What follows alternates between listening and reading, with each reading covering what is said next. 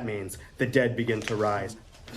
Jorah the Andal battles on. He has been slashed and stabbed, pummeled and pierced, but somehow he keeps fighting. Whites plunge their knives into him. He takes more punishment than Hodor took at the door, than Beric took in the Great Hall, and still somehow Jorah stands and defends his queen. Dany tries to rouse Jorah, but he is gone. Exterior Godswood, the Night King walks with methodical, terrifying calm. He stops before Bran and raises his sword to strike, but something is hurtling toward him out of the darkness. Arya. She vaults off a pile of dead whites, leaps at the Night King, and she plunges the dagger up through the Night King's armor, and the Night King shatters.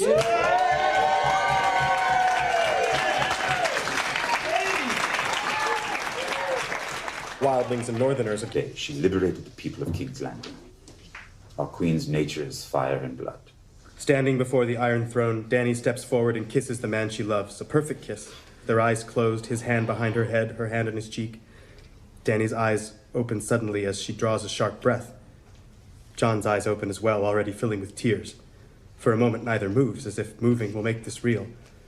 We see Jon with his hand still on the hilt of the dagger he just lodged in Dany's heart.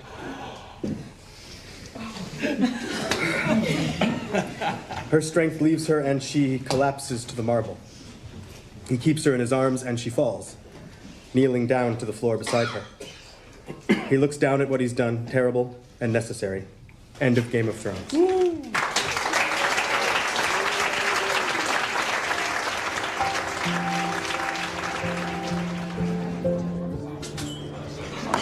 Sadder than I thought.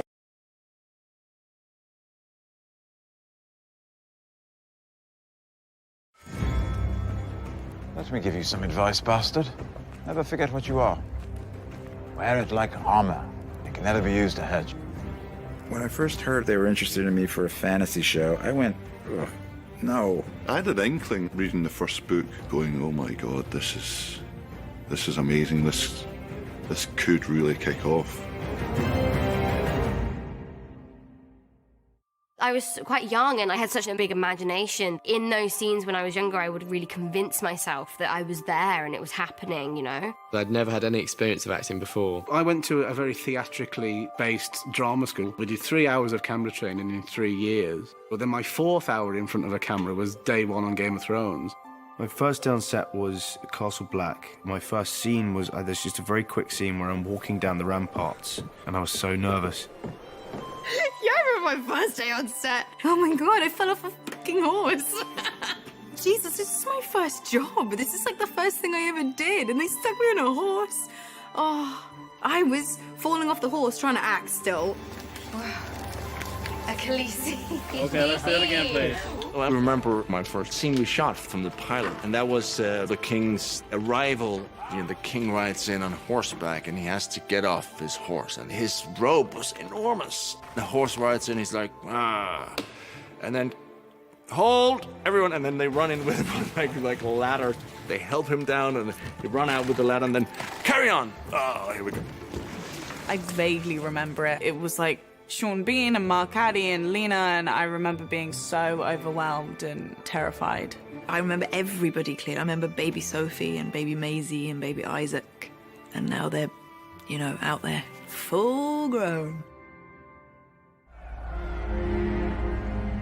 The most shocking scene that I didn't see coming.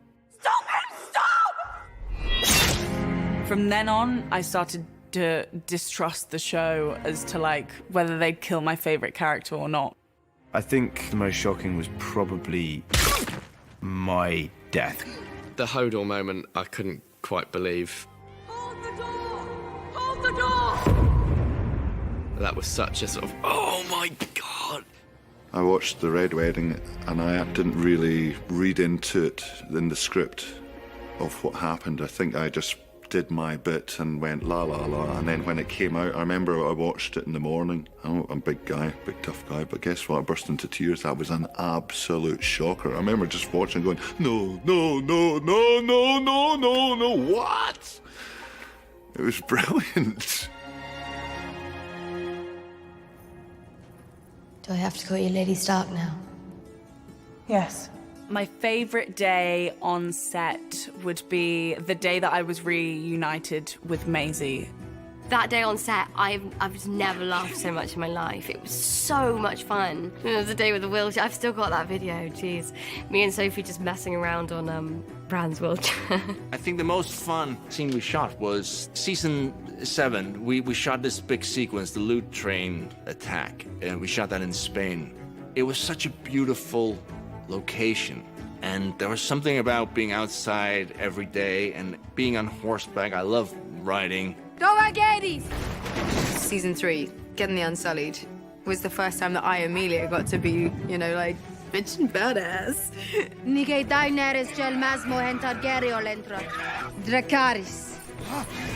It was really cool. Favorite day on set was definitely a day in Asuna when we were doing the gladiatorial sequence. My little girl was there. You know, she watched the papa work. David said, oh, you know, come sit here, you can call it. And she was like, action! The fight between the Hound and Brienne of fucking Tarth. We'd studied and trained for that a long time, and when it all came to fruition, that was just fantastic. Iceland, season 2, the first day we were there. That was my favourite day on Thrones. I'd never been to a more beautiful place in my life, and it was special for so many reasons. And it was the scene where I was not able to behead Ygritte. Strike hard and true, Jon Snow.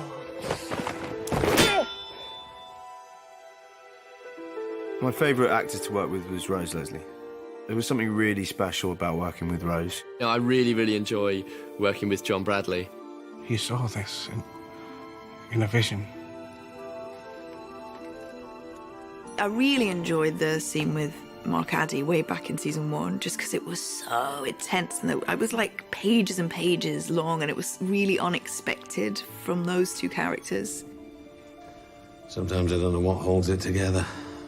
Our marriage.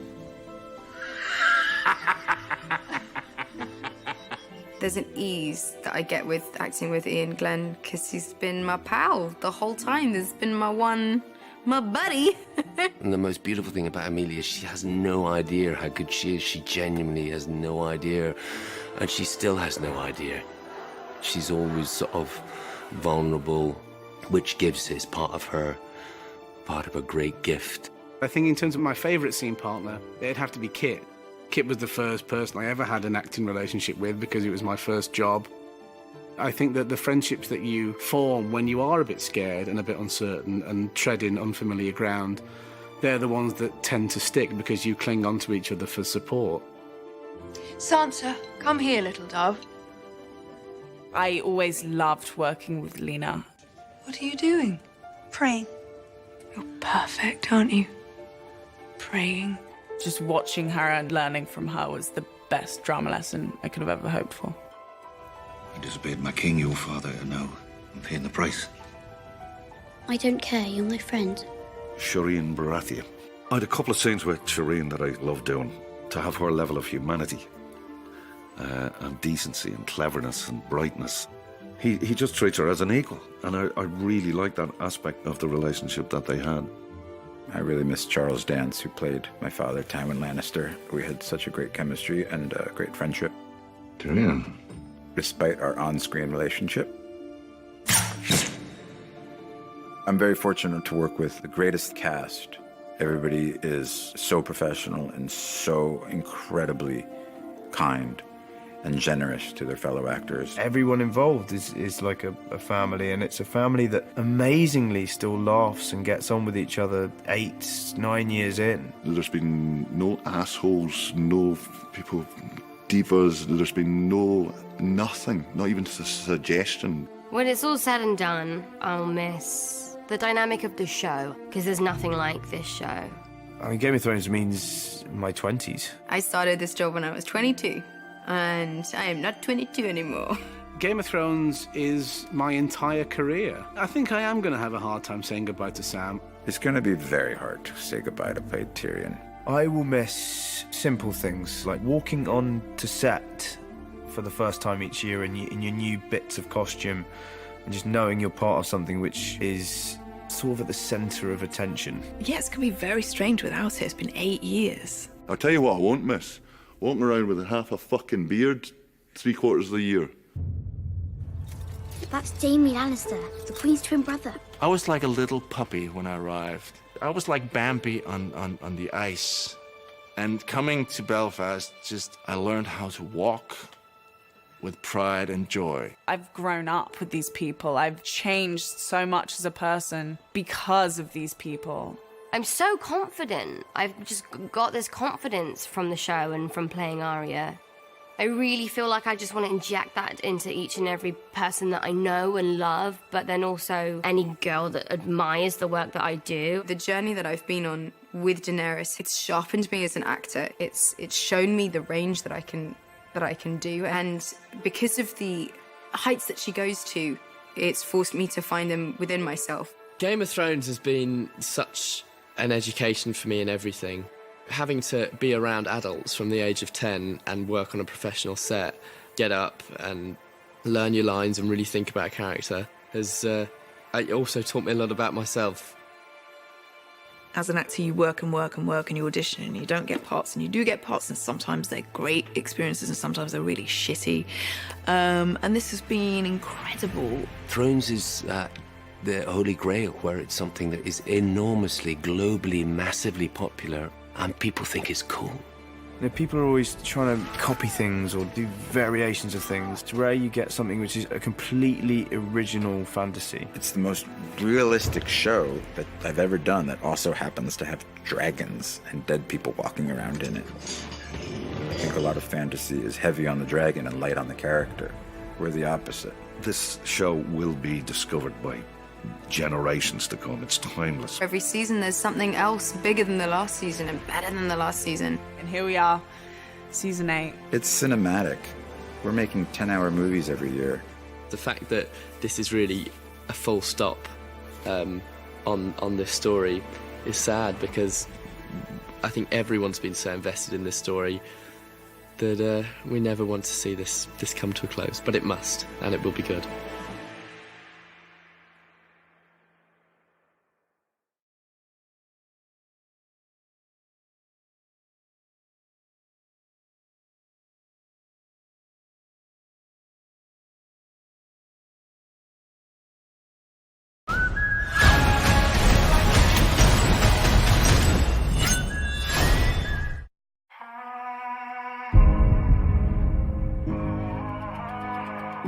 I've lived in a world of death.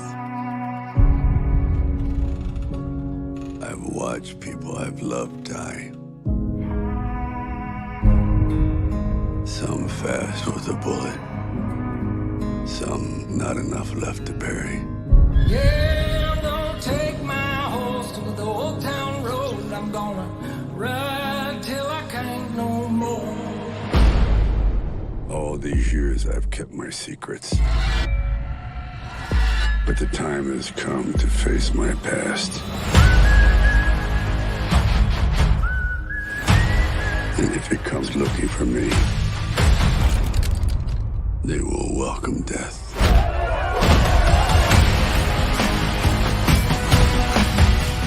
I want revenge.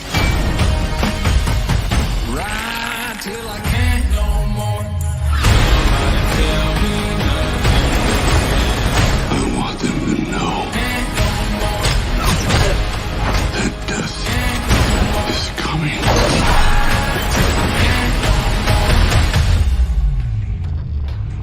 And there's nothing they can do to stop it.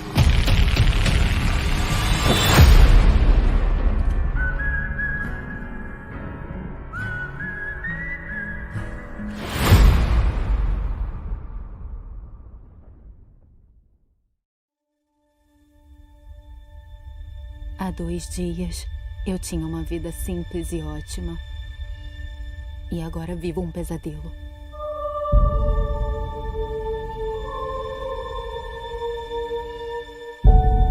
If travel is searching and home has been found, I'm not stopping.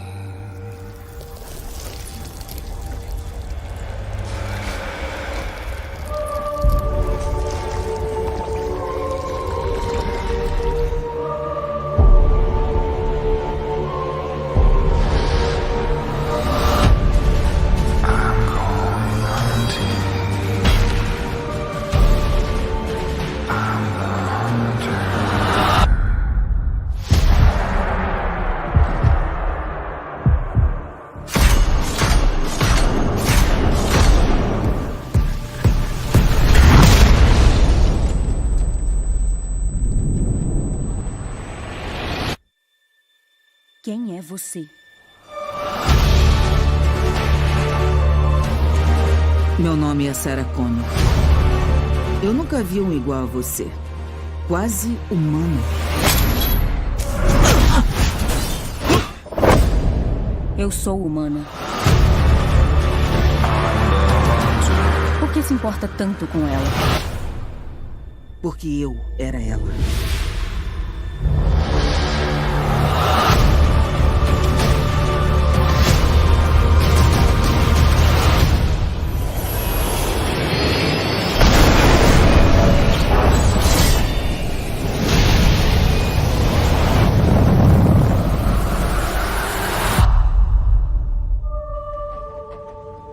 Como vencemos? Nós vencemos mantendo você viva.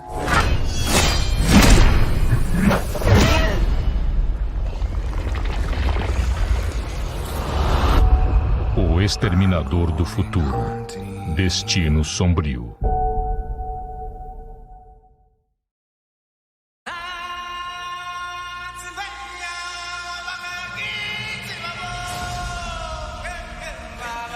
Simba,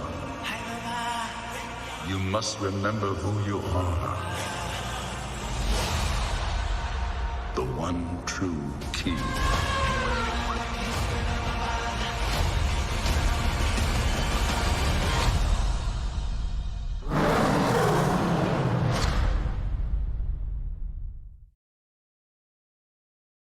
Ready, everybody? So today, we are on set filming Aladdin, and it's just so magical. This live-action Aladdin took my breath away.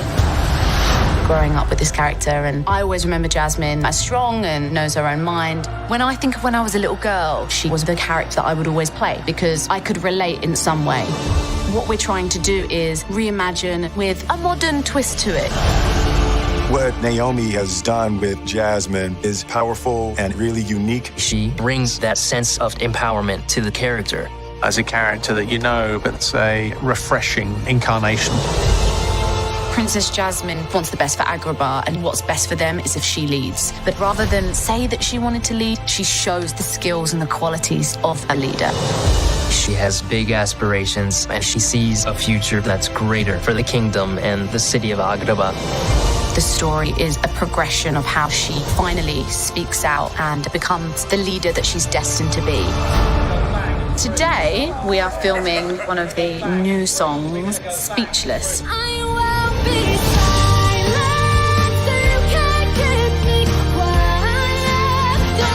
She says, enough is enough. I have a choice here and I'm going to stand up for what I believe in.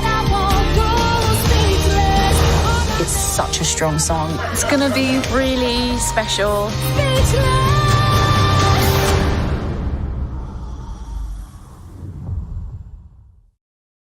O mundo precisa do próximo Homem de Ferro. Em julho. O Stark escolheu você. Tornou você um vingador. Testemunhe. Isso parece coisa séria. Eu sou só amigo da vizinhança Homem-Aranha. O começo. O Tony viu alguma coisa em você. Ele acreditava em você. De uma nova era. O mundo precisa de você. Homem-Aranha longe de casa. E o uniforme? É apertado aqui no lançador de teia. Parker. Ah, deixa pra lá. 4 de julho nos cinemas.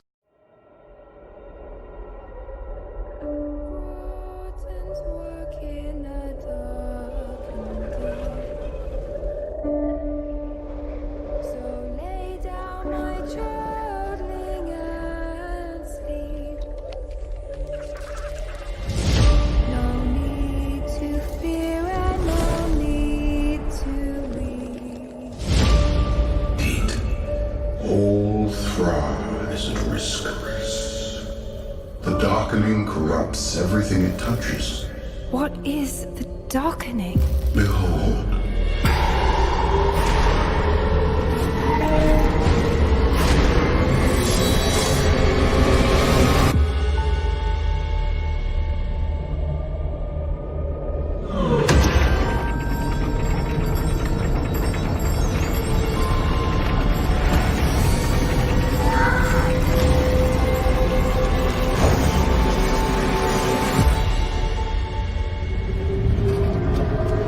I see endings lay before us. Some good, most bad.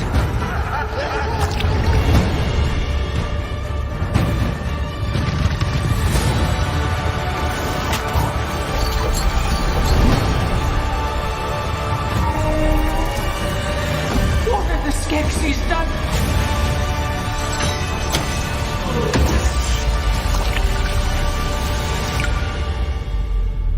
Tell no one.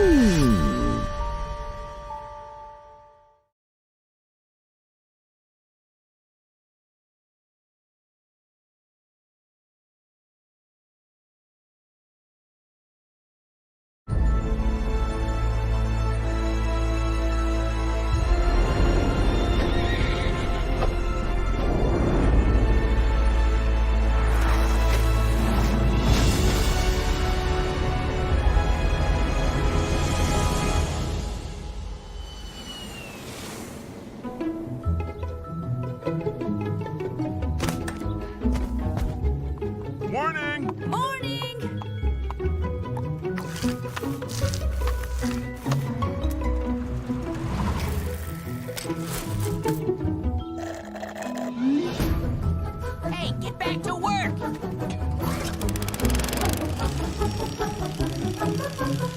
Hey, Mom. Stop it! Blazy, down! Sorry, I didn't get a chance to walk her. Oh, bad dragon. Back to your lair.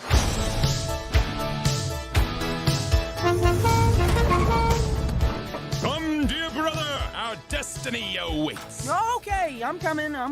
I see you've brought sustenance for our adventure. No, it's garbage for the trash can, and you left the lid off! Oh, shoot!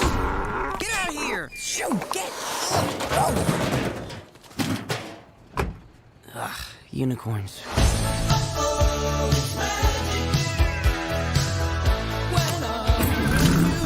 We're going on a grand and glorious quest. It's not a quest, it's just a really fast and strange errand. It's totally a quest.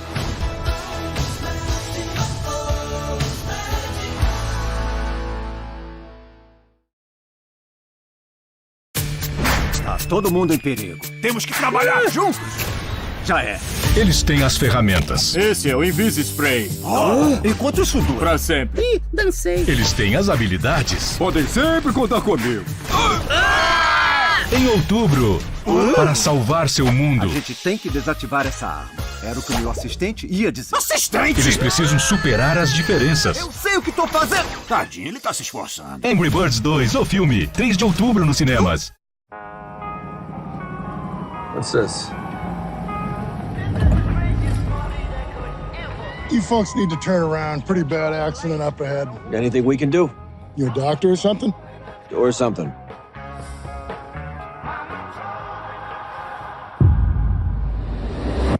Nice doll. That's what you think.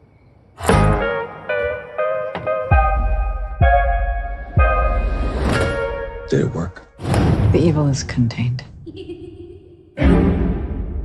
How could you not tell me you're babysitting for the Warrens tonight? And we'll be back early tomorrow morning. Have fun.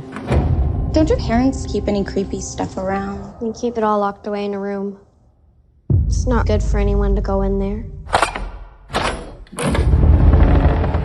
My dad says that everything in there is either haunted, cursed, or used in some ritualistic practice. What's that? The fairy mail. They put coins over the eyes of the dead so he could take their souls. What about the doll that's in there? Annabelle, she's in a case for a reason.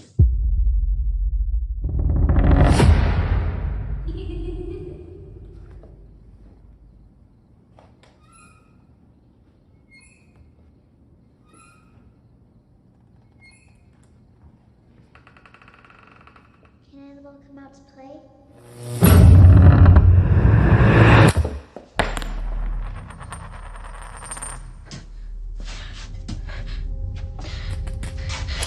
No!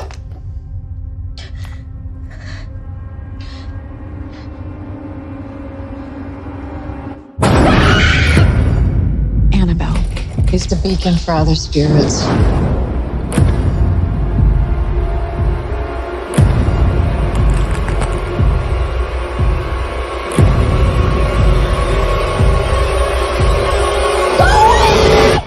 Mrs. Warren? Mom? Is everything okay? Something is happening inside your house, and we're not really sure what to do. Can I speak to Annabelle? I'm sorry? You need to give her a soul, dear. She wants a soul.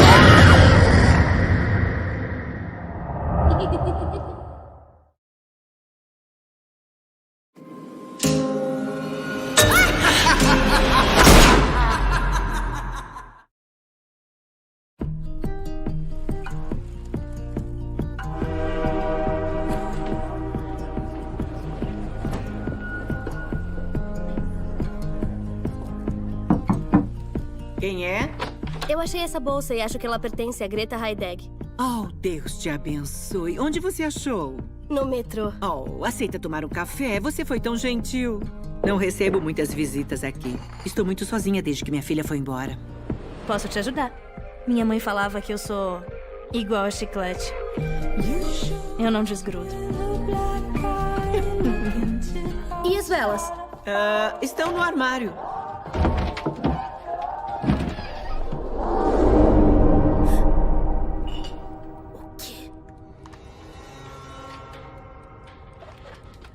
Francis McKillen. Conseguiu achar? Acho que ela espalha bolsas pela cidade, esperando que alguém leve de volta. E você levou. Ah, meu Deus, é ela. Deixa tocar. Eu vi as bolsas, Greta. E eu não quero te ver nunca mais. Em breve. Ela tá me assustando. Isso não é um problema? É um lugar público. Existem direitos. Por que você tá fazendo isso? Que empolgante. Oi, meu nome é Francis e serei sua garçonete hoje. Eu não posso fazer isso. Você é criança? Não, você é criança e precisa do colo de uma mãe. Não se atreva a falar da minha mãe. Ela teve que morrer pra gente se conhecer. Você tá louca? Olhem pra ela como está triste. Ela morreu, Francis! Todo mundo precisa de um amigo. Nós somos mais que amigas. Estamos ligadas. Tem uma coisa que precisa saber sobre a Greta. O quê? Você é louco? Você O que você fez? consegue escapar. Ai, meu Deus! Tente se livrar de mim. Obsessão. Breve nos cinemas. Times change. You do what you gotta do. For kids. Most employers don't want mothers. It's a competitive market. You don't know me.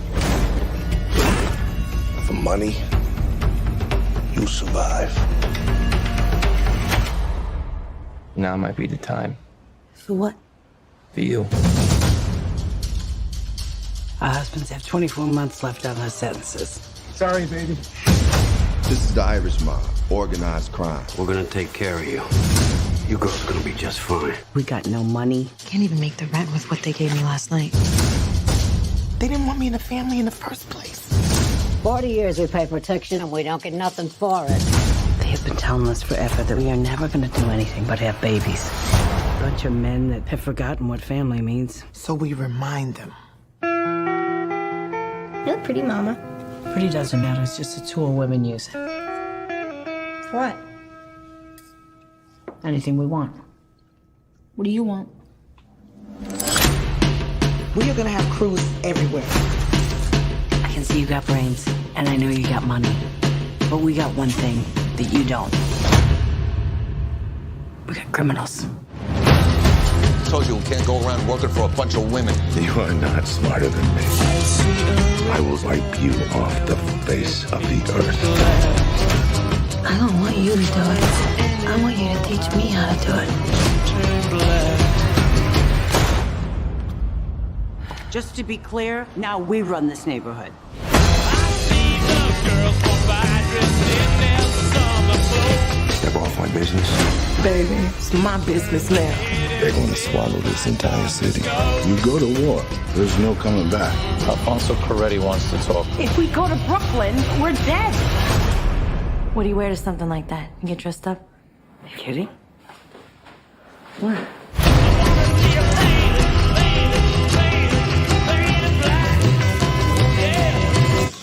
My God, I lost count again.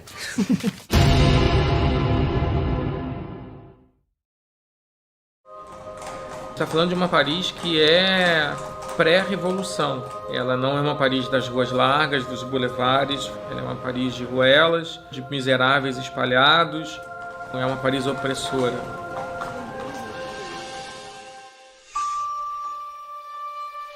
Bom, esse filme se passa em 1850. Não tinha luz elétrica, você não tinha carro.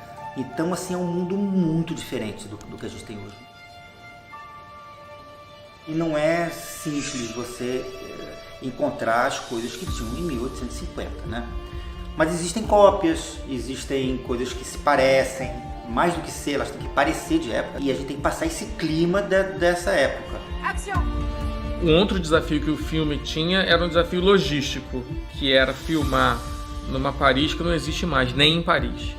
E é interessante notar que, sim, nós temos muitos interiores que respiram aquela França. Para Paris, As externas, elas são muito mais delicadas. Não pode um carro, não pode um asfalto, não pode uma pedra portuguesa, não pode um poste, não pode um fio. Viu? Ele disse, ele trouxe a credibilidade que aqui é Paris. Alors ici, alors nous sommes à Rio maintenant, et alors quand Christian a vu ces rues ici, il m'a dit que c'était bon. Complètement. C'est le même style. Alors? Essa cena da queima dos livros se passa na Espanha e a gente puxou uma licença poética, uma praça na Espanha em 1850, definitivamente a gente não tem aqui. Mas a gente tem algumas fortalezas que são de época e que trazem um pouco de um colonial ibérico. A gente começa esse filme e eu digo para o espectador que a gente está em 1850 em Paris. E eu preciso que ele acredite nisso do começo ao fim. Um grande desafio cinematográfico que a gente espera que esteja à altura aí na tela.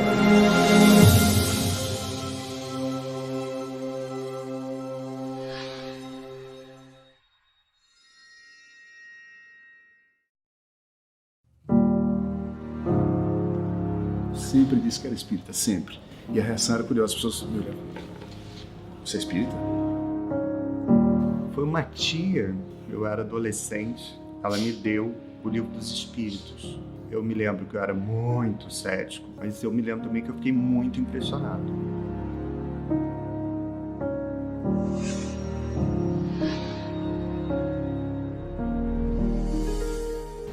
É preciso coragem para mudar o mundo, mas também para aceitar o que não pode ser mudado.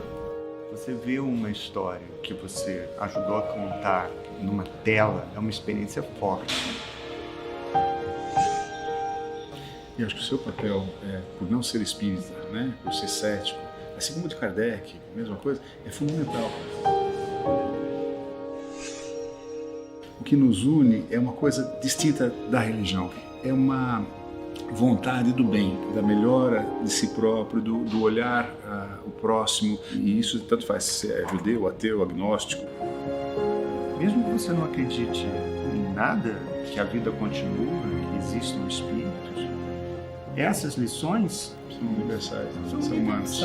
Condena esses livros à fogueira! Hoje a gente viu no set cenas dessa tensão entre o professor rival, já Allan Kardec, olhando para os colegas que romperam com ele, falando: será que é científico vocês virarem as costas para o estudo dos fenômenos? Isso é ciência? Eu tenho profunda admiração pela doutrina. E eu fico feliz de poder ajudar na divulgação. Kardec também teve essa beleza de nos aproximar.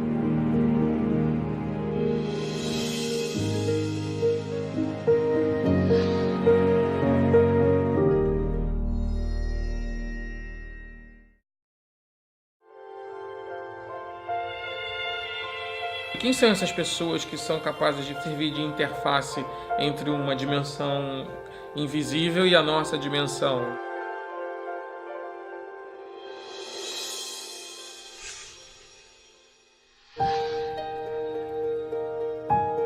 A irmã, ela foi uma médium muito importante. Ela descobriu o Kardec, foi procurar ajuda. E eu acho que os dois se ajudam, assim, na verdade, porque ela chega num momento muito importante da vida do Kardec também, para dizer para ele não desistir. Pode botar o cesto no lugar mesmo. Na casa da Madame Pleine Maison, não havia ninguém que psicografava. Era um cestinho com lápis e o próprio lápis escrevia as mensagens. Eu sou uma pessoa curiosa também, então eu já fui a centro espírita. Já conheci um pouco, só que eu nunca tinha tido um contato direto com uma médium que psicografasse. O Wagner me ajudou até encontrar um centro onde eu pude ir, pude participar assistindo a uma sessão de psicografia. As duas filhas dos Baudin são médiums e psicografam já há algum tempo. Nós gostamos desse convívio com os espíritos. Nós estamos acostumados a psicografar, não é uma coisa que a gente fique assustada. Nem sempre elas psicografam tudo sozinhas. Geralmente psicografam juntas. Uma folha para uma, outra folha para outra.